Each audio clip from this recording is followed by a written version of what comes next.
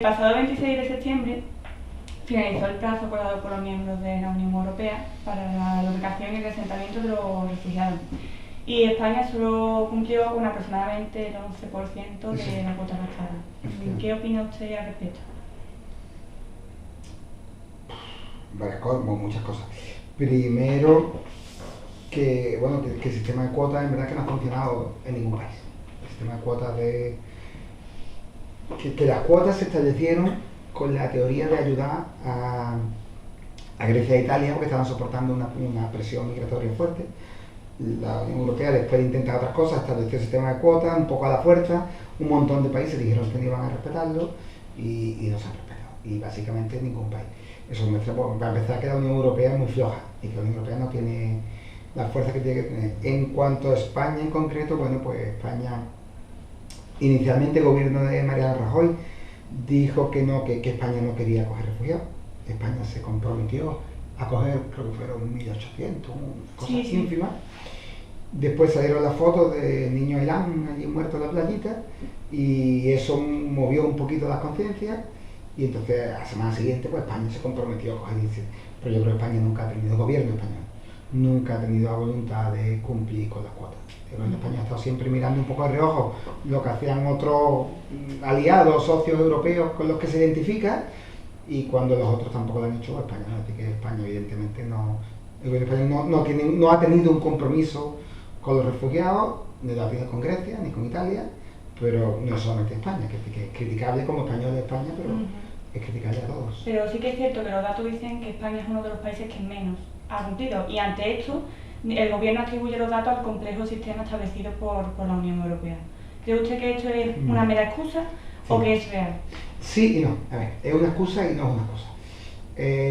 El sistema no es tan complejo. El sistema es en verdad muy sencillo. Yo he participado en la selección de familia y en hacer papeles y esas cosas.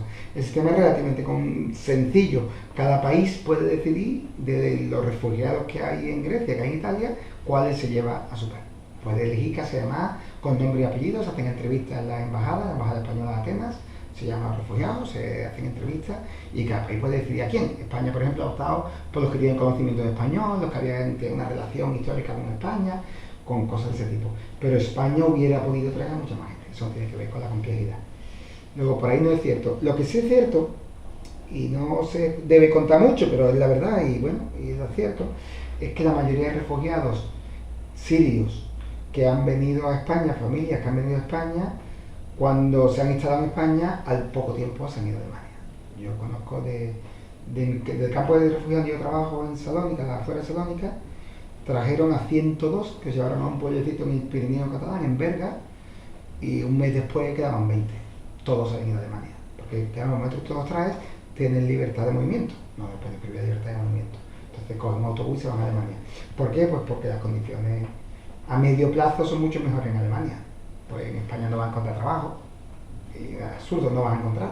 Si no encuentran los españoles, mucho menos. El paro que hay en España no es comparable con otros países. El gobierno español les paga muy poco, les da 100 euros al mes, que es poquísimo para que vivan cada persona. Las posibilidades de formación, pues en España son menos, en otros países te dan aprender de idiomas, te dan formación más cómoda. Las condiciones de vida también son más duras, pues los centros donde están metiendo aquí a los refugiados no son comparables con los centros en Alemania. En Alemania tienen más instalaciones, entonces la gente prefiere irse en malas condiciones a Alemania y tener futuro a quedarse en España donde no tienen futuro. Entonces es verdad que España no lo pide muchos refugiados, punto uno, y punto dos, no se quedan aquí. Pero aunque no lo pidan, España puede coger hasta la tercera opción. Cada refugiado elige, cada familia elige 3 países. Y no tiene por qué darte el primero o segundo, te pueden dar el tercero. Luego España puede coger como tercera opción y hay gente suficiente. Ajá. ¿Y quiénes opina usted que son los responsables de la situación actual? ¿Qué es la situación actual? La situación actual de que no se acoja, la mayoría de los países europeos no hayan acogido a los refugiados ni que se estén planteando otras opciones. A ver, cuando se aprueba el sistema de cupos, estamos en el momento que estalló lo que después se ha llamado lo de la ruta de los Balcanes. Fue en un momento álgido en que llegaban muchísimos refugiados, muchos refugiados. A finales de 2015, la primera vez que yo fui a Lesbos, llegaban al día, a la isla de Lesbos, al día llegaban 1.800 hasta 2.000 personas. al día, que son centenares de barquitas, en cada barca caen 40 personas, centenares, una detrás de otra, bum, bum, bum, bum. Claro, cuando llegan 1.800 o 2.000 personas al día a un país, quiere decir pues, que en 10 días han llegado 20.000. Quiere decir que en 3 meses han llegado 200.000, una locura. Llegó 1 millón de personas, llegó a Lesbos. En la isla de Lesbos ha pasado 1 millón de personas. Claro, esa presión brutal de gente, tanta gente, que además de Grecia se iban corriendo pues, a través de Hungría, Macedonia, Croacia, Hungría, Austria, Alemania, que era la ruta que seguían, pues una presión brutal para todos los países de la Unión Europea.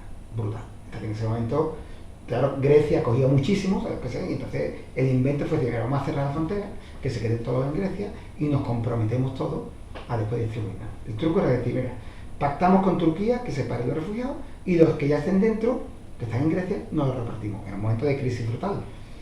Y entonces eso aceptó Grecia y lo aceptó Turquía. Entonces, bueno, se habló con Turquía y parte del acuerdo el acuerdo con Turquía del 20 de marzo de 2016, Turquía cierra la frontera y se corta el flujo 100%. Se corta el flujo de inmigrantes y antes ya en febrero de ese año se había cerrado la frontera de Domeni, con lo cual todo el mundo se queda en Grecia. ¿Qué pasa? Porque en el momento que no tienes el problema, ya no estás tan preocupado de resolverlo. Cuando a Alemania llegaron como llegaron y pasando por Austria, 1 millón de personas en 8 meses, todo el mundo quería resolverlo. Cuando ya están en Grecia, están más o menos metidos en campo, no sé cuánto, no sé qué, nadie vete con gente. Entonces ahora, la posición ahora española y todos los países es decir, bueno, ya están en Grecia, no llegan gente nueva, pues le damos dinero a Grecia y que Grecia lo mantenga. Y entonces ya no es un problema cuestiante como era. Entonces una cosa que tú te comprometes, tú dices, no te preocupes que me voy a cargar, mentira. Cuando llega el momento, pues me tengas. Vale. Y muchos medios afirman que una de las principales causas por las que esto está pasando es porque no se toman sanciones por el incumplimiento de estas cuotas. Sí, hombre, a ver. Hay un tema de debilidad de la Unión Europea.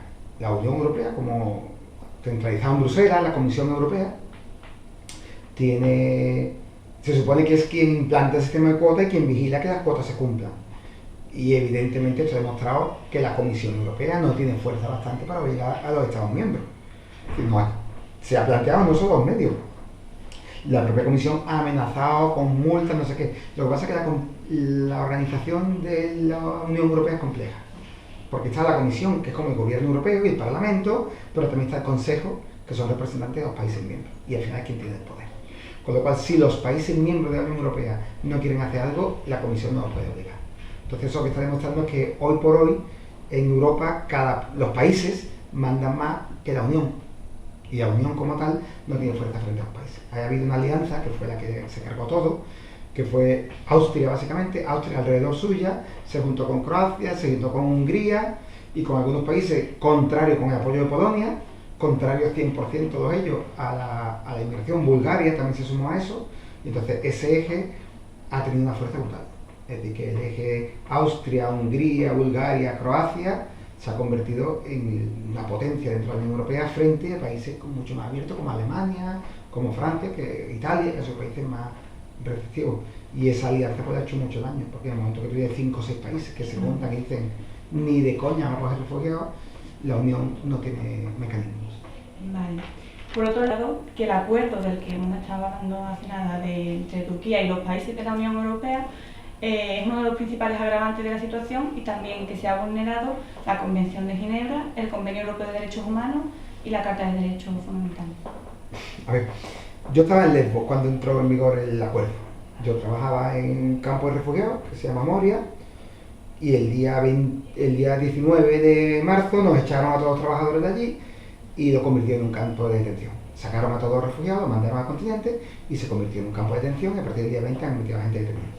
Y es verdad que el acuerdo en aquel momento pues nos parecía a todos que vulneraba muchos derechos. Y es verdad que bueno, yo participaba en protestas en Lesbos contra el acuerdo, intentamos que no salieran los barcos, nos pusimos delante cuando llegaron, hicimos cosas, mucha gente, los que estábamos allí, nos convertimos de voluntarios en activistas.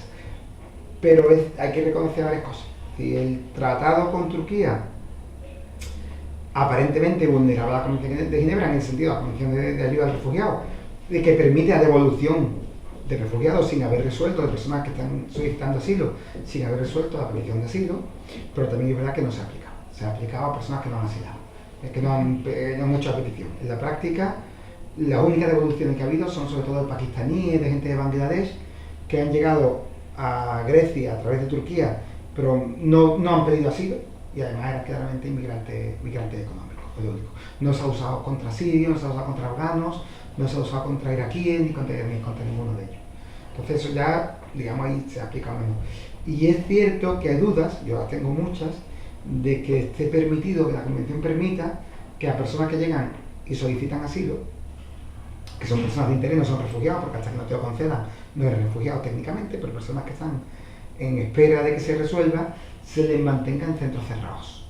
Eso hay dudas, pero España es de lo mismo. Los CIES en España no son muy diferentes de los centros de detención que se han puesto en las islas griegas, en Quíos y en Lesbos.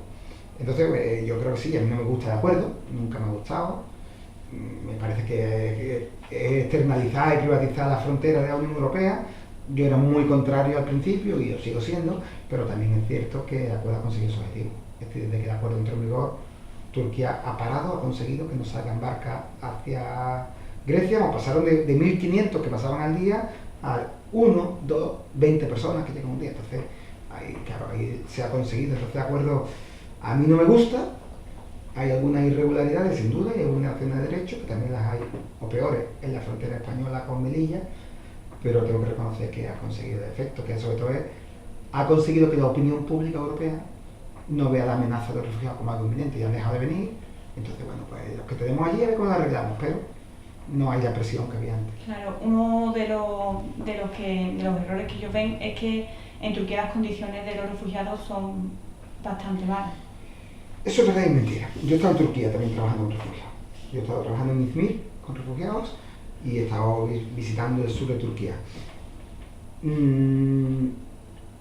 Son mejores y son peores. A ver, en Turquía, por ejemplo, todos los refugiados desde el principio tienen derecho a sanidad y tienen derecho a educación. Que parece una tontería, pero es un gasto brutal. Todos los refugiados registrados, tú llegas, te registras en Turquía y automáticamente, venga de donde venga, tienes derecho tanto al colegio de los niños como a sanidad gratuita. Y eso es un esfuerzo brutal para Turquía. Turquía tiene 2 millones y pico de refugiados. 2 millones y pico es un pastón lo que te cuesta nada más que en hospitales y colegios. Y la mayoría de los refugiados, la inmensa mayoría de los refugiados que están en Turquía, a diferencia de los que están en la Unión Europea, son lo que se dicen urbanos.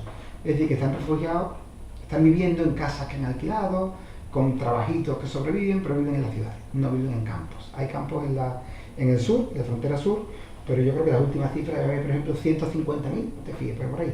Menos de 200.000 personas en campos, que es muchísimo, pero en un país no tienen 2 millones de refugiados. Entonces, las condiciones en Turquía son un poco peores, gracias al acuerdo de la Unión Europea. Ahora en Turquía tienen permiso de trabajo los refugiados, que antes no tenían, con lo cual pueden trabajar. Insisto, las condiciones...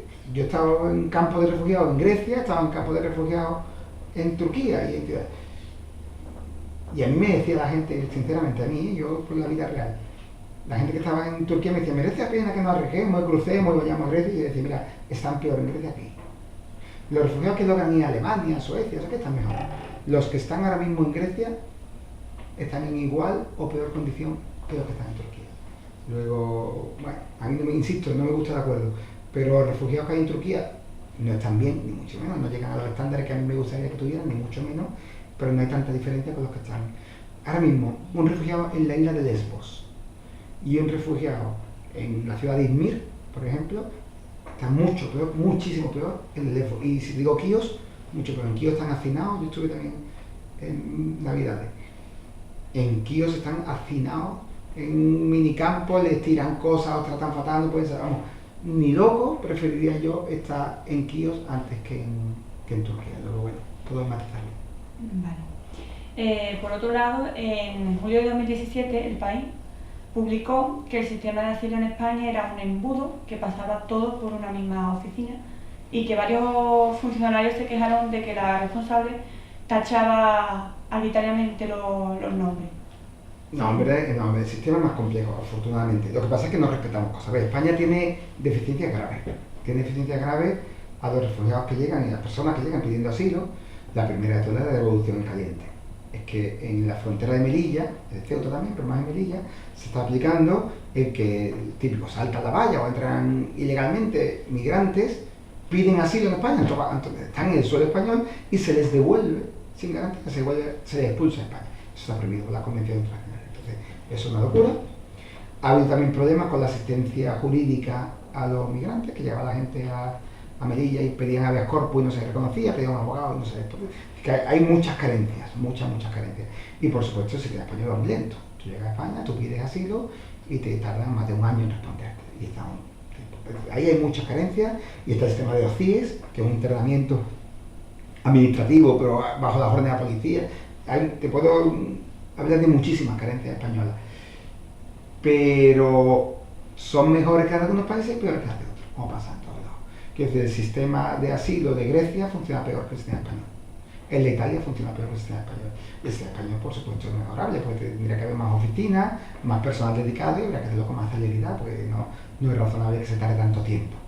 Luego, por supuesto que tiene que mejorar, pero que bueno, que tiene que mejorar en otros muchos países. Y que el sistema de asilo hay que mejorarlo, pero antes que eso, pues hay que acabar con los CIES, o buscar una solución alternativa a los CIES, hay que acabar con las devoluciones en caliente, hay que asegurar traducción y abogados para todos los solicitantes de asilo en frontera, en Barajas y en Melilla. Es decir, hay que cambiar eso, por supuesto, pero hay otras prioridades más importantes en la atención española actual. Vale. Recientemente la Unión Europea ha sido galardonada con el premio Príncipe de Asturias, literalmente por difundir valores como la libertad, los derechos humanos y la solidaridad. Bueno, a ver, el premio no tiene nada que ver, es decir, eso es así siempre. Es decir, a presidentes de los Estados Unidos que han sido violentos y han iniciado guerras, se le ha dado el premio Nobel de la Paz.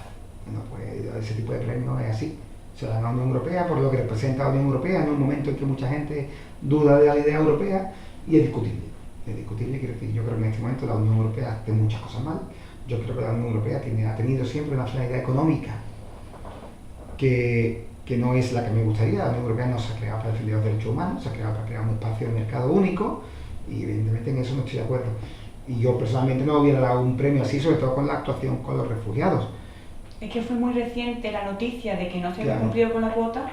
Claro, pero yo, se han dado a la idea de la Unión Europea, cuando en muchos países europeos se está poniendo en duda que tengamos que estar juntos y se han poniendo en duda valores. A ver, en Hungría, en estos momentos, en Polonia, en Bulgaria, en parte en Austria, están llegando gobiernos que no creen en los valores europeos, quiere decir, gobiernos que dicen que a las minorías no hay que respetarles los derechos, que se niegan a respetar más idiomas que el idioma oficial del país, que expulsan a los gitanos, que hacen muros y guetos dentro del país para que vivan distintas poblaciones. Es decir, hay una vulneración tal de derechos que frente a ellos la Unión Europea sí que representa, o ha representado históricamente, los derechos, y ahí estaría bien apoyar que la Unión sea eso. En otros temas, pues la Unión evidentemente no ha estado a la altura, en temas de refugiados pues no ha estado a la altura. Y ha reaccionado como una fortaleza donde no deja entrar a la gente. Yo viví muy de cerca, estuve 6 años en Bosnia durante la guerra de los Balcanes, primero en Bosnia y después en Kosovo. Y allí, bueno, claro, casi 3 millones de bosnios fueron a la Unión Europea y los cogieron de un día para otro un montón de países y nadie que se quejó. Y ahora que ha pasado 20 años después, hay otra crisis y Europa no coge a nadie. Creo que Europa ha perdido mucho de lo que era, eso está claro. Pero todavía a veces es mejor defender Europa que defender los fascismos en algunos países donde están proliferando. Entonces, eso es lo bueno y malo, como todo. Vale. ¿Cuánta responsabilidad adjudicaría usted de todo lo que está ocurriendo a los medios de comunicación? Es decir, ¿piensa usted que se le está dando la suficiente difusión? A ver, los medios funcionan como quiere también el público. A ver, yo sinceramente, hubo un tiempo, durante un año, la crisis de refugiados está de moda. Es decir, se habla de refugiados, vosotros estáis haciendo un trabajo sobre refugiados gracias a un medio de comunicación. Porque hemos tenido la suerte, por una vez en la vida, yo he estado metido en un montón de jaleos en mi vida, en un montón de países, en un montón de sitios, y es la primera vez en mi vida que he tenido la suerte de que hay medios de comunicación que hablan de esto. Luego, durante un año, a la crisis de refugiados sirios en Grecia, específicamente, se ha dado la repercusión. Yo monté un proyecto que abrimos un crowdfunding y en nada de tiempo teníamos el triple del dinero que nos hacía falta. Nunca he encontrado, y he estado en conflictos, he estado en guerras, he estado con refugiados en muchos países. Yo nunca he encontrado una situación tan propicia, jamás en mi vida. Jamás he estado trabajando en un proyecto donde, bueno, nosotros el año pasado, en un proyecto que montamos de escolarización de refugiados el verano pasado, necesitábamos como 30 voluntarios, sacábamos una convocatoria y nos llegaron como 300 solicitudes de gente que quería venir voluntaria, gracias a los medios. todo el mundo quería ir a ver refugiaditos, todo el mundo quería estar allí, quería pasar por Grecia o donde fuera. Entonces yo creo que los medios han dado, sinceramente, un tratamiento muy bueno y muy adecuado y ha estado en el centro de la vida política durante un tiempo. ¿Qué ha pasado?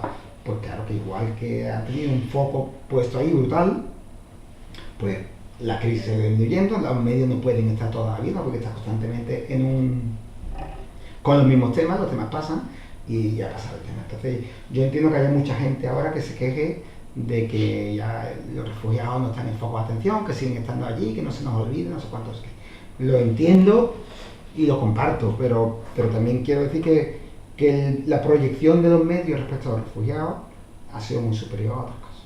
Lo que se estuvo estado en terremotos, estaban cosas. En Haití, un terremoto. Yo fui en Haití después del terremoto, se habló del terremoto de Haití un mes y todavía hoy día Haití no se ha reconstruido del terremoto, no se puede reconstruir, que el país está destrozado y no se habla.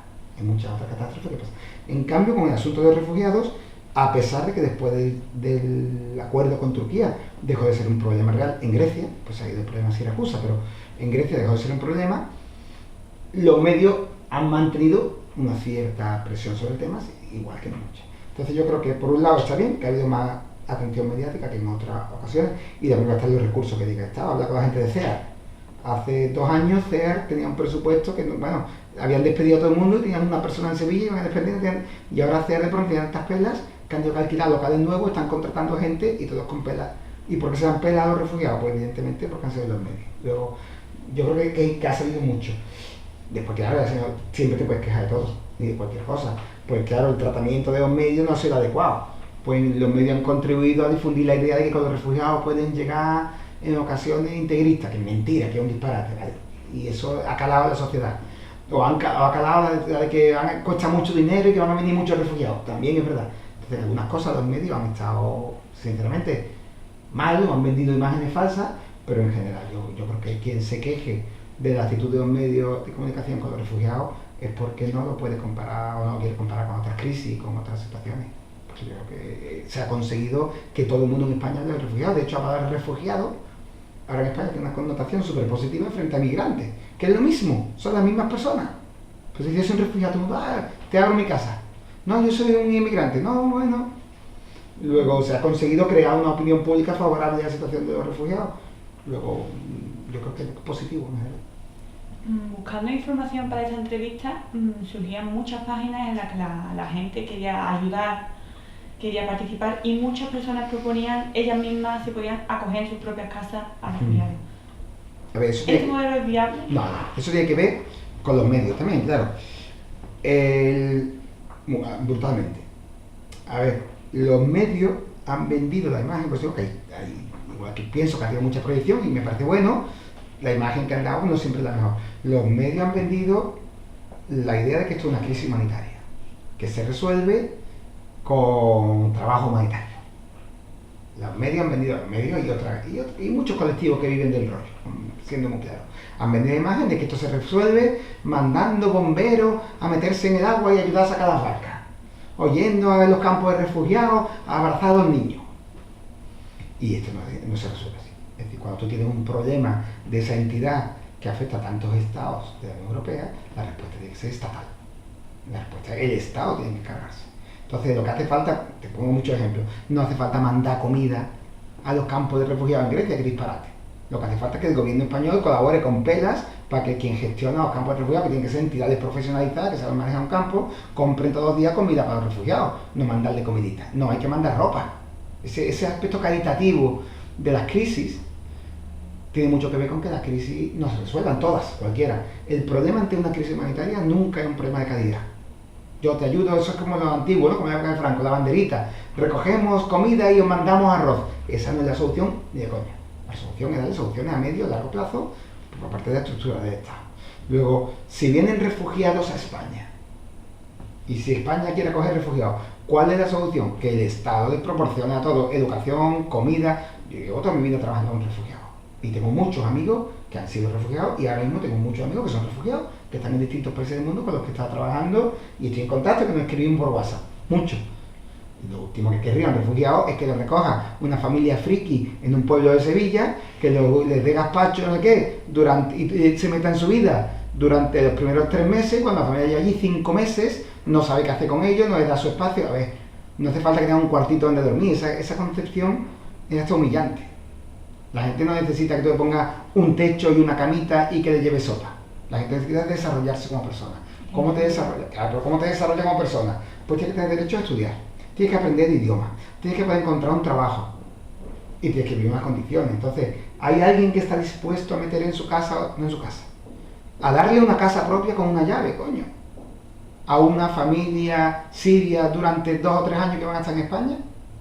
Porque tú necesitas una habitación, tú necesitas crear tu vida, tener tu llave, entrar, salir, comer con tus niños, hacer tu comida que no es la misma que la española, cocinar, tomarte tu té, fumarte tu narguile, lo que hace una familia normal siria, rezar cuando tengo que rezar y sentarte con tus niños. Entonces tú no puedes estar compartiendo una casa con otra familia, ni puedes estar provisionalmente 3 semanas ahí. Entonces esas soluciones particulares a la gente, yo, que vengan a mi casa, abro mi casa, no es una solución. Tú tienes un piso vacío, se lo va a dejar a una familia durante 3 años, perfecto. Pero incluso en ese caso tendrá que estar coordinado por el Estado. Tendrá que ser el Estado quien diga recursos. En España hay recursos de sobra. Así que traer 17.000 refugiados en España es nada. Y una vez te das cuenta y salía 400 personas por provincia, eso no es nada. Nada. Eso no se nota. Pero hay que traerlo con unas condiciones, pues tienes que traerlo en un sitio donde vivan, donde tengan unas ciertas comodidades, que no pasen frío, que no pasen calor, que puedan estar juntos, que puedan cocinar. Hay que darle medios y después habrá que darle educación, habrá que buscarle un futuro laboral. Es decir, el tiempo que estén aquí tendrá que estar en condiciones dignas, y las condiciones dignas no funcionan con la caridad. Entonces, está muy bien que haya gente que ofrece sus casas, pero eso no es la solución. Es cierto que es distinto cuando un ayuntamiento dice, en este ayuntamiento nos ofrecemos que tenemos un sitio donde se puede quedar la familia. Vale, si eso es así, si un ayuntamiento tiene casas vacías y está dispuesto a dárselas a una familia siria el tiempo que haga falta y apoyar no sé qué, eso funciona y se está aplicando. Los refugiados que han venido a España, que son pocos hasta ahora, pero los que han venido, la mayoría han ido a pueblos, a sitios pequeños, y se han quedado en casas municipales que han cedido a los ayuntamientos. Luego esas iniciativas tienen su utilidad y tienen su validez, pero es muy erróneo creerse que todo esto se soluciona mandando paquetes a red o recogiendo un refugiadito en tu casa. La gente quiere su refugiadito. Este es mi refugiado y de paseo yo enseño, por favor. No hay la solución. Con los refugiados, ¿podría explicarnos en qué consistía la experiencia que ha tenido? Sí, podría, pero muy largo. Te voy a aburrir. Un resumen breve. No, porque depende. Yo he estado trabajando con refugiados en muchos sitios. La primera vez fue en el año 92 en Irak con refugiados kurdos. Y depende, en cada sitio ha habido algo. Después he estado 6 años en Croacia, Bosnia, y un poquito en Kosovo. Y después he estado en proyectos cortos en otros países. Pues estuve en Georgia trabajando con refugiados azeríes, estuve en Costa de Marfil, he estado en muchos sitios. Y últimamente, pues básicamente en Grecia y en Turquía, con la crisis actual. Y en cada sitio los proyectos han sido diferentes. Lo que yo y la gente con la que he trabajado, lo que hemos estado especializados últimamente es una cosa que antes no existía, que ahora existía, pero antes no tenía nombre, y nosotros siempre hemos llamado reconstrucción social. Reconstrucción social quiere decir que la gente que se convierte en refugiado, cuando tú huyes de tu casa y te quedas sin casa, sin cosas y nada, pierde capacidad de autodeterminación personal. Entonces tú llegas a un campo, te dan un papel higiénico, te dicen dónde tienes que cagar, te dicen a qué hora tienes que comer, te preparan la comida, te dicen dónde tienes que dormir, esta es tu cama. Y la gente pierde la capacidad, cuando pasa años en esa situación, pierde la capacidad de tomar decisiones por ti mismo. Entonces los refugiados necesitan que haya alguien trabajando en recuperar autonomía y en recuperar capacidad de decisión. Entonces yo llevo años, ahora está más de moda, pero yo llevo haciendo muchos años, trabajando en que los refugiados que están en un campo puedan decidir ellos mismos cómo se organiza el dormitorio, puedan decidir ellos mismos cómo se hace la comida, que en vez de ir a un comedor les den ingredientes para que puedan cocinar su propia comida, es decir, que recuperen la rienda de su vida, que es la única manera de que ese refugiado no pierda capacidades sociales. Y eso aplicado a distintos grupos, pues, por ejemplo las mujeres, pues siempre trabajan hacer grupos de mujeres que se conviertan en redes de apoyo a los problemas que puede haber en cualquier, sobre todo en los campos de refugiados. Pues una red de mujeres, una red de apoyo brutal, entonces pues hace yo qué sé, talleres donde las mujeres, no talleres, reunirlas en un club para que las mujeres hagan punto y lo vendan, o cosas no sé qué y se vendan por ahí. Se consigue que tengan ingresos, las mujeres al tener ingresos se vuelven más poderosas frente a sus maridos, reafirman su situación y a la vez se juntan con otras mujeres y cuando un día tienen un problema de un huérfano o uno que ha muerto aquí en el campo, pues las mujeres se reúnen y una pelea entre dos familias, pues las mujeres intervienen, por ejemplo. Entonces buscarse reconstrucción social. Crear clubes de personas. Por ejemplo, una cosa que he hecho en muchos campos de refugiados, pues crear periódicos. Se cogen a chavales del campo y que crean su propio periódico y lo publican, porque eso te da, pues igual, autodeterminación. Tú decides noticias, se discuten, no sé qué, siempre hay alguien que te pone pega, te lo prohíben, la saca del periódico, no sé qué, creas debate y después vas a hacer fotos, vas a recoger. Entonces, crear, digamos, un mecanismo para que un campo de refugiados no sea un sitio donde se pierden las capacidades sociales. Con los niños también, con niños pequeños, pues sí que trabaja mucho en todos los proyectos también con niños, igual. Cuando un niño es refugiado, pierde la capacidad de ir al colegio, automáticamente, porque se pasa años corriendo por el campo en un sitio con una valla sin autoridad. Los padres están dedicados a otras cosas y al final son brutales. Los niños se vuelven predelincuentes, se dan puñetazos unos a otros, resuelven todo con la violencia. Bueno, pues hay que hacer cosas, porque sea un grupo de teatro, actividades de distintas formas, educativas o no educativas, juegos con reglas, cosas que haga que los niños aprendan otra vez a respetar las reglas, no utilizar la violencia como modo de relación, a estar sentado en una habitación 5 o 6 horas al día, etcétera, etcétera. Entonces, bueno, pues siempre eso, todo eso que es reconstrucción social. Eso es básicamente lo que yo trabajo. ¿Y cómo cree usted que acabará finalmente la situación de los refugiados? ¿De cuáles refugiados? ¿De cuáles? De Siria, concretamente. A ver, Siria tiene un problema. Refugiados siempre ha habido, ¿eh? Refugiados es un concepto que surge en los años 50, después de la Segunda Guerra Mundial, pero lo ha habido de toda la vida de Dios. Ha habido movimientos migratorios humanos y lo va a seguir habiendo. Y es verdad que la crisis siria ha sido quizás la mayor salida de refugiados en los últimos 3 o 4 años, pero habrá otras crisis después. En Siria la situación está complicada. La situación ahora mismo es que en Siria cada vez hay menos combates. Digamos, si tú defines guerra como una situación de combates entre facciones, la guerra se está acabando.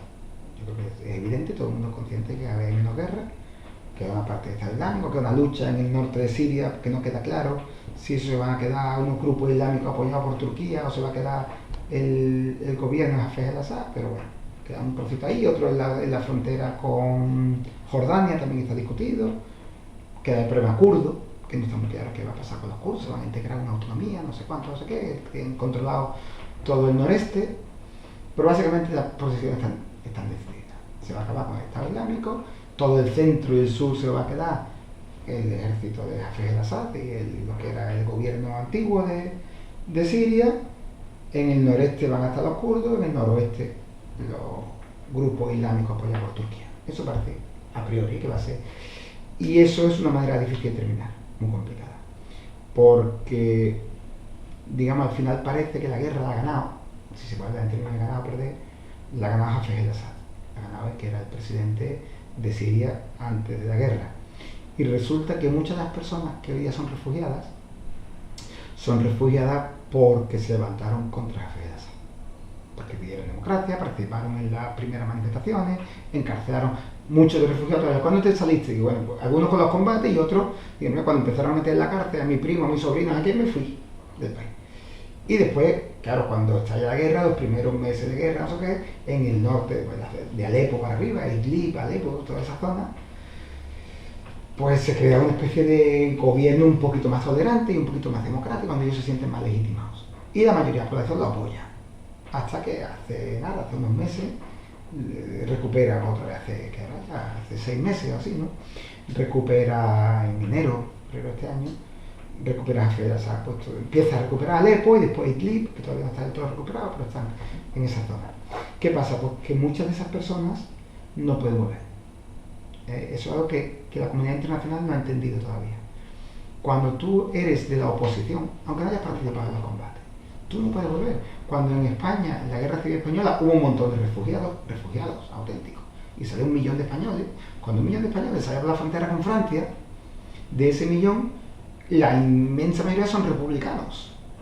Cuando el que gana la guerra es Franco y se está en un estado franquista donde se va a perseguir a cualquiera que vuelva diciendo que es republicano, que ha pertenecido a un partido cualquiera, las personas que han pertenecido a partidos políticos, que se han manifestado, que de algún modo se sabe que ideológicamente eran republicanas, no vuelven a España. ¿Cómo van a volver? Volver a España en el año 40, en el año 45, en el año 50, quiere decir que te pueden meter en la cárcel. Luego, los refugiados españoles, la mayoría, ¿verdad? Se quedaron en México, se quedaron en Francia y no volvieron. ¿Por qué no volvieron? Porque había una dictadura que no se podía volver. Bueno, pues cuando acabe la guerra de Siria, habrá muchísimos refugiados que no pueden volver a Siria. no pueden. Es decir, que se va a convertir en endémico.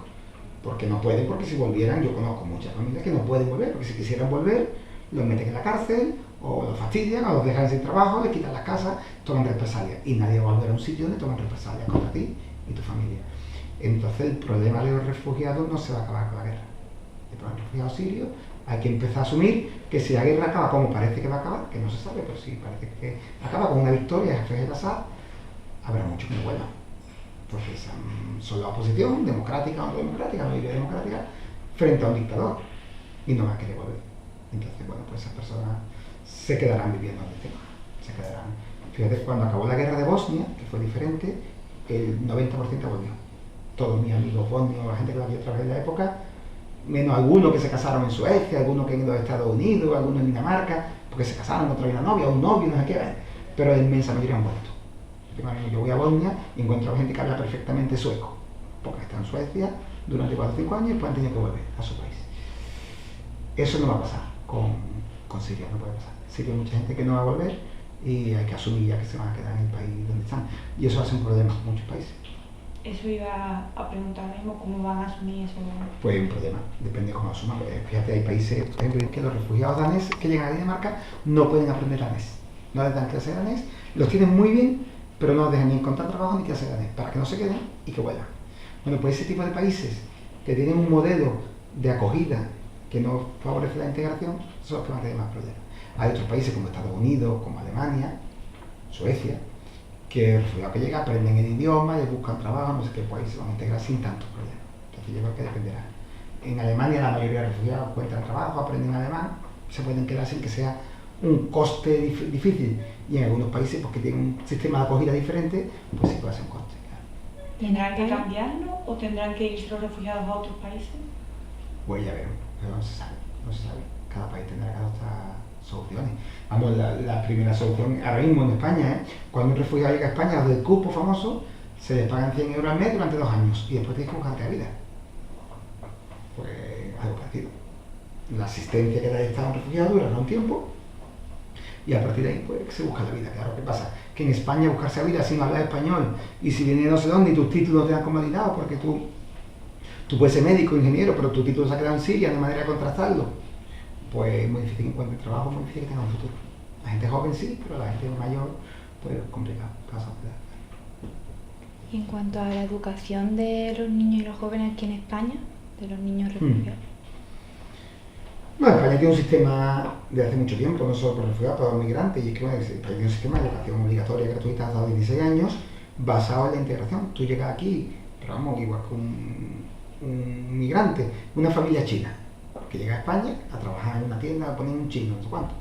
El niño desde el primer día obligatoriamente hay que ir al colegio en una clase en todos los españoles, no hay profesores de apoyo. Lo que pasa es que los niños hasta cierta edad después se aprenden bien. El problema es con los adolescentes. Yo eso lo he visto en Grecia. En Grecia hay un sistema, refugiado que llega, se le mete en un colegio, bueno, costó un año de trabajo, pero ahora ya se le mete en los colegios griegos. ¿Qué pasa? Porque los niños chicos aprenden griego. Yo todos los niños que conozco de pronto tienen 10 o 12 años y hablan griego perfectamente. Con los adolescentes es un problema. Y más con las muchachas adolescentes, pero todos los adolescentes. La gente que está en 15, 17 años, esa gente cuesta mucho, tiene que ir al instituto, el instituto ya es distinto. Si no hablas idioma se ríen de ti, y entonces dejan de ir. Básicamente lo que está sucediendo en Grecia y supongo en todos estos países. Quien no habla idioma adolescente deja de ir. Porque no te integra, hace ridículo, una muchachita ahí no sé qué, que todos los chavales se ríen, deja de ir al instituto. En esa edad es que es muy frágil. Y los niños chicos se integran. Pero vamos, en España, en todos lados, la educación no es un problema, está abierta.